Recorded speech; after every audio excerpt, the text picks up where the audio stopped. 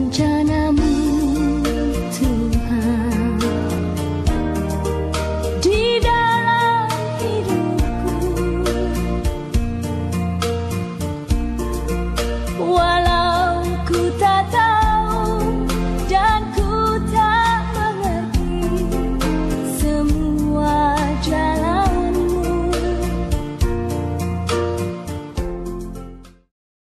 Salam saudara-saudariku yang dikasihi Tuhan.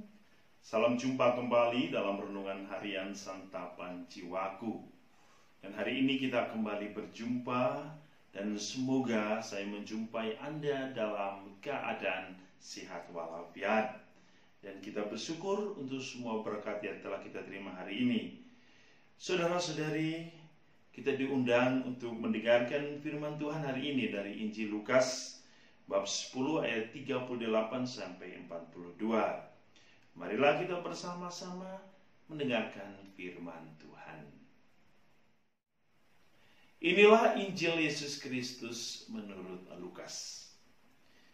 Dalam perjalanan ke Yerusalem, Yesus dan murid-muridnya tiba di sebuah kampung. Seorang wanita bernama Marta menerima dia di rumahnya. Wanita itu mempunyai seorang saudara yang bernama Maria. Maria itu duduk di dekat kaki Tuhan dan terus mendengarkan sabdanya. Tapi Marta sangat sibuk melayani. Ia mendekati Yesus dan berkata, "Tuhan, tidakkah Tuhan peduli bahwa saudariku membiarkan aku melayani seorang diri? Suruhlah dia membantu aku." Tapi Yesus menjawabnya, "Marta, Marta, engkau khawatir dan menyusahkan diri dengan banyak perkara. Padahal hanya satu saja yang perlu. Maria telah memilih bagian yang terbaik, yang tidak akan diambil daripadanya." Demikianlah Injil Tuhan. Saudara-saudari yang dikasihi Tuhan, kita mendengar kisah hari ini. Yesus mengunjungi rumah Marta dan Maria. Di sini Injil yang kita dengar merupakan gambaran kehidupan menggereja, yaitu kehidupan doa dan kehidupan pelayanan, atau yang disebut dengan kontemplatif aktif, ora et labora, doa dan bekerja. Ini dua sisi kehidupan manusia, dua sisi kehidupan iman, dua sisi kehidupan menggereja. Semuanya baik. Tetapi kalau kita melihat Injil hari ini, Marta sibuk dengan pelayanan, merupakan gambaran inti dari kehidupan menggereja, gambaran misi gereja. Maria sibuk mendengarkan firman Tuhan. Inilah gambaran kehidupan gereja pula, gambaran kehidupan doa gereja, gambaran kehidupan rohani gereja. Tetapi ada sesuatu yang ingin Yesus sampaikan di dalam Injil hari ini, bahwa setiap pelayanan kita harus berdasarkan suatu relasi atau keterikatan kita dengan Allah.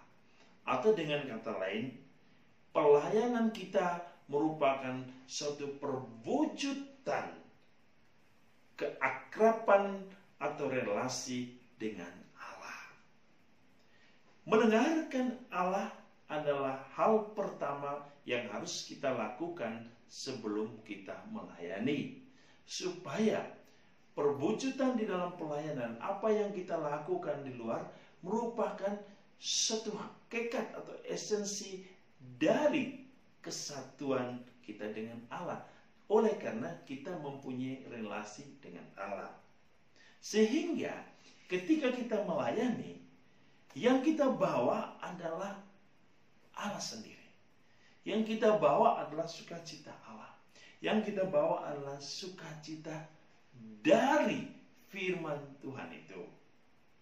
Tetapi kalau kita tidak mempunyai hubungan dengan Allah, maka pelayanan yang kita lakukan adalah pelayanan yang kadang bisa sia-sia. Bisa akan terjadi seperti Marta. Ada kekhawatiran, ada kecemasan, ada kegelisahan, bahkan ada komplain. Sebab pelayanan kita tidak didasarkan kepada relasi dengan Allah. Saudara-saudari, bagaimana perwujudan pelayanan kita? apakah ketika kita melayani, pelayanan kita adalah untuk kemuliaan Allah atau untuk mencari popularitas diri. Sehingga ketika kita melayani dan kita tidak menemukan sesuatu yang kita capai, maka kita menjadi putus asa, kita kecewa, kita marah-marah, akhirnya kita meninggalkan gereja Allah. Oleh karena itu saudara-saudari, penting untuk merenungkan dan merefleksikan makna dari pelayanan kita, bahwa segala sesuatu yang kita lakukan harus berdasarkan suatu perwujudan relasi kita dengan Allah. Maka dengarlah firman Tuhan, dengarlah apa yang Tuhan ingin sampaikan, dan dari rencana-rencana hidup yang akan kita lakukan, sehingga apa yang akan kita perbuat merupakan kehendak Allah sendiri.